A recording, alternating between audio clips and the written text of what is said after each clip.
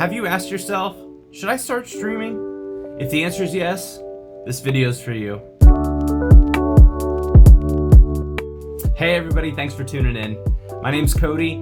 I stream on Twitch every Tuesday and Friday evenings. Link down in the description if you want to check that out. And today I'm going to talk about the 5 things that I wish I would have known before I started streaming. So let's start out with the number 1 misconception about streaming. Streaming is not, and I repeat, is not just sitting down and playing video games. It takes so much more before you even hit the go live button. A lot of people don't realize the time and effort it takes in order to make your stream look good and sound good. Whether it's setting up different scenes in OBS, such as your gameplay scene, an intermission scene, or a just chatting scene, or taking your alerts and making your own overlays in Streamlabs or in Stream Elements and putting them into OBS. A lot of people think that it's just click and go, but unfortunately that's not how it is. And I say OBS, Streamlabs, and Stream Elements, but if you don't have the proper hardware in order to push this stream out, none of that is going to matter. So you're going to have good internet, a decent PC or laptop setup that can take your stream, encode it, and push it out on whatever platform you choose to stream on. I also recommend having a face cam, whether it's an old cell phone or a webcam, something like that, so that people can see who you are. You are the product.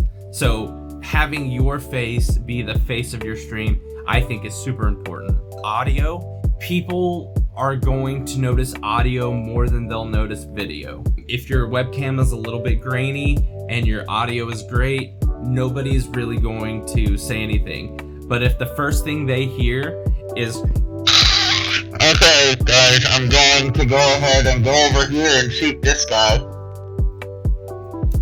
then they're gonna click away really fast. Good audio, I would say, is the most important part about streaming. Number 2, no matter how much time and consistency you throw at streaming, growth doesn't just happen. If you go live every night for 5 hours and you're only doing that, growth will not happen. With a lack of discoverability on a lot of streaming platforms, especially Twitch, streaming is not enough for you to grow. You have to start making content specifically for other platforms. YouTube, TikTok, Instagram, Facebook. If you're offline, nobody's gonna be able to find you.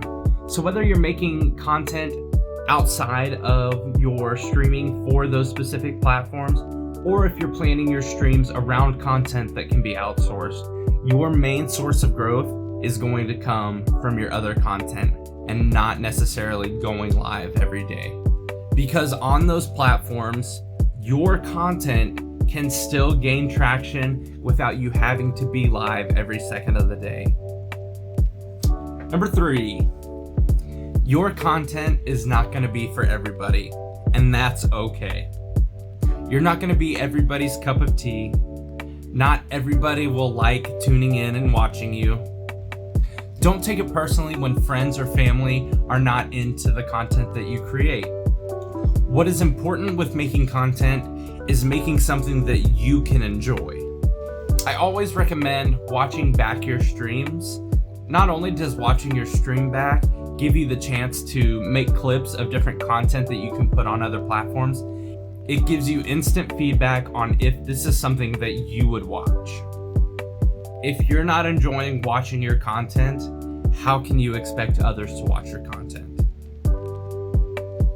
Number 4, streaming is an always-on endeavor. Content creation is an always-on endeavor.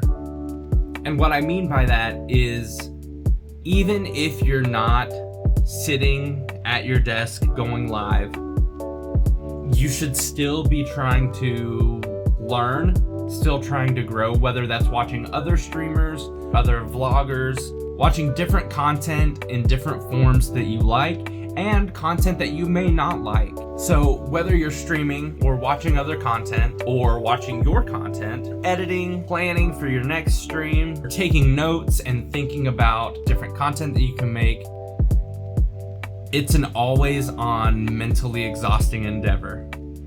But it's very important to always be learning and always be thinking about the future. Number 5, you are your own boss. Now this sounds really great, but it's the worst thing about this journey. Nobody is going to give you a list of things that need to be completed, and nobody is going to hold you accountable to anything. So if you don't feel like streaming and you don't, nobody's there to give you a consequence. If you're procrastinating on editing a video, nobody's going to say anything to you because you are your own boss. The crux of this journey is that if you have no motivation, there's nobody that's going to motivate you. Only you are going to be able to set your goals, complete your goals, and motivate yourself. You have to hold yourself accountable like your boss would hold you accountable at a full-time job. So everybody, those are the 5 things that I wish I would have known before I started streaming. If you have any questions, comments, or tips of your own, please feel free to leave them down in the comments below. Please like and subscribe. I appreciate that so much.